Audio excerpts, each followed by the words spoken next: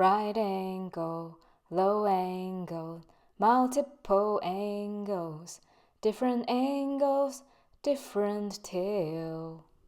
Hi guys, welcome to my channel. In this video, we are going to delve into the world of multiple angles.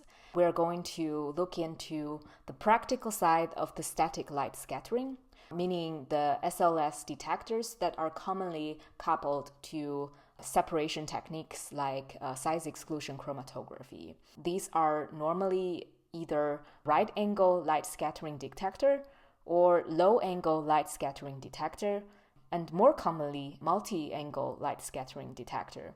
We are going to learn about the key feature of each of these detectors, what information, what useful molecular properties can they deliver to us, and why, meaning what is the reason for the utility and the limitation for each of these techniques. Before delving into specific technique, let's first take a look at two different modes in which the SLS detector could operate in. There is the so-called batch mode and there is the so-called flow mode. So in the batch mode, you have your sample in the cuvette. So you basically prepare your sample at a known concentration. Then you would pipette this sample into a clean cuvette.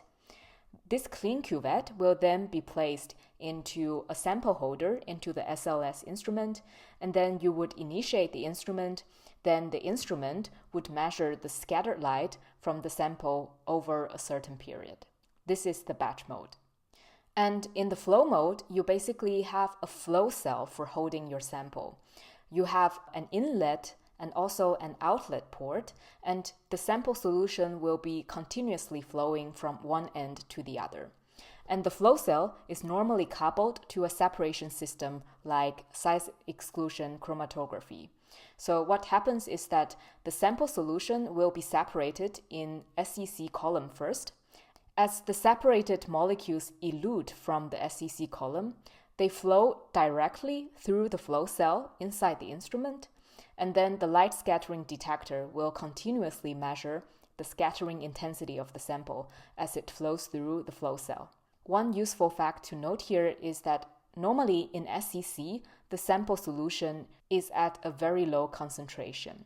And you will see later, this is a very helpful fact for making simplifying assumption. Now, we have actually a mathematical model that helps us to understand the intensity of the light being scattered in the SLS instrument. This equation is called the Rayleigh-Debye-Sim equation. On the left-hand side, there is Kc r theta. So r theta is the so-called Rayleigh ratio. Rayleigh ratio represents the relative scattering intensity or the ratio of the scattered light to the incident light. C is simply the sample concentration. K is the optical constant and is dependent on the wavelength of the incident light, as well as N, which is the refractive index of the solvent, and more importantly, the so-called dNdc. This is the refractive index increment. This dNdc value is a measure of how the refractive index changes with the concentration of our specific sample in our specific solvent. And this value should be determined normally via a separate instrument. And on the right-hand side, we have MW, P theta, A2, and concentration again. So what does each of these means? MW is basically the weight average molecular weight. For a poorly dispersed sample, this is an important concept to understand. If you are interested, I will create another video on this. The important thing here is that the molecular weight is an important parameter we hope to extract from all these SLS measurements. And then we have the so-called P theta, the form factor. For now, just think of form factor as a function that describes how the scattered light intensity is changing with the angle at which you measure scattered light. The important thing to understand here is the function form factor is dependent on the size of the particles, which is represented by Rg, the radius of gyration. And then there is the A2, the so-called second virial coefficient. It basically accounts for the non-ideality of the solution, meaning the interactions between the solute molecules. This is not something we need to focus here because, as I said before, if you recall, in SEC, normally the sample concentration is very low. And at such low concentration, it could be assumed that there is negligible interactions between the solute molecules, meaning we have an ideal solution. And therefore, in this case, we can simply omit the A2C term, and therefore the Rayleigh-Debye-Sim equation is simplified into what is presented in the right. So from now on, it's this equation that is important to us. So RALS and LALS, what are the difference between the two? What are the key features? Let's look at this. As implied by the name, in right angle light scattering, the detector is actually fixed at 90 degrees to the direction of the incident laser light. Whereas in low angle light scattering, the detector is actually positioned at a very low forward angle, for example 7 degrees, to the direction of the incident laser light. The key utility and the limitation of RALS is that RALS could measure weight average molecular weight, but only accurately for small molecules. When we say small molecule, we mean molecules that are really small compared to the wavelength of the incident light. And they are typically having a radius of gyration smaller than 15 nanometer. And in RALS, you could not measure the radius of gyration. In LALS, on the other hand, low angle light scattering could measure the weight average molecular weight of both large and small molecules. However, similar to RALS, low-angle light scattering cannot measure the radius of gyration. Okay, now you might have a lot of questions in your mind regarding the assumptions, the utility, and then the limitations for each of this instrument. Don't worry, I will help you understand this, and you don't have to rely on rote memorization here. The key thing to understand the utility and limitation of RALS and LALS is an understanding of the form factor. Okay, just to refresh our memory a little bit, the form factor is this guy sitting here, is p theta, and the form factor is a function that describes the angular variation of the scattered light. And now we are on our journey to understand it. The behavior of p theta is actually different for large particles and small particles. So let's discuss behavior of large particle first. When we say large particles, it means that the size of these particles are not negligible compared to the wavelength of the incident laser light. It's commonly cited as radius of gyration bigger than 15 nanometer. And the key thing to understand here is that when you have a large particles, light will be scattered by different points within the molecule. When light is being scattered from different points within the molecule, there will be interference. There is constructive interference. There is also destructive interference. The overall effect you see is that the scattered light intensity tends to be the maximum at the forward angle, at zero angle. And then as this angle increases, the scattered light intensity will drop off. So mathematically, if we look at the form factor, which describes the angular dependence of the scattered light, when theta equals to 0, p equals to 1. And this is the maximum intensity at 0 angle. And then for any angle that is greater than 0, the p theta will be smaller than 1. Now, for small molecules, we are describing particles that can really be considered as a point when you compare it to the wavelength of the incident laser light. Now, for this kind of point scatterer, when they are being shined by vertically polarized laser light, it turns out that the scattering is actually uniform, so-called isotropic scattering in the measurement plane. And therefore, the behavior of the p theta is very simple, is roughly equal to 1 at any of the angle in the measurement plane. Okay, now we are on the right point to understand how we could use RALS and LALS to measure the weight average molecular weight. Let's go back to the Rayleigh equation. So we have Kc over r theta on the left-hand side, and we have 1 over mw and p theta in the right-hand side. The key here is to make a simplifying assumption about p theta. So if we can assume p theta is roughly equal to 1, then the equation massively simplifies to like this. Kc over r theta equals to 1 over mw. And then we can easily solve for mw. Now, the critical question is, when can we safely make this simplifying assumption that p theta is roughly equal to 1? Let's start with low-angle light scattering. We learned that for large particle, p theta equals to 1 when theta equals to 0.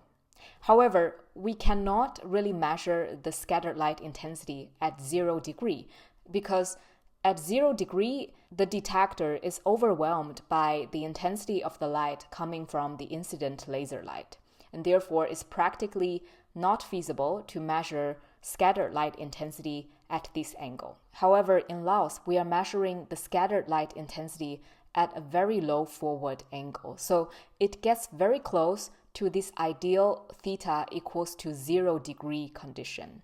And when theta approaches 0, the value of p theta also approaches 1.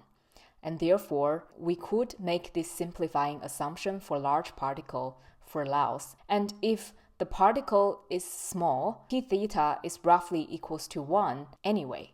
And this is why in LALS, we could measure the molecular weight of both large and small molecules.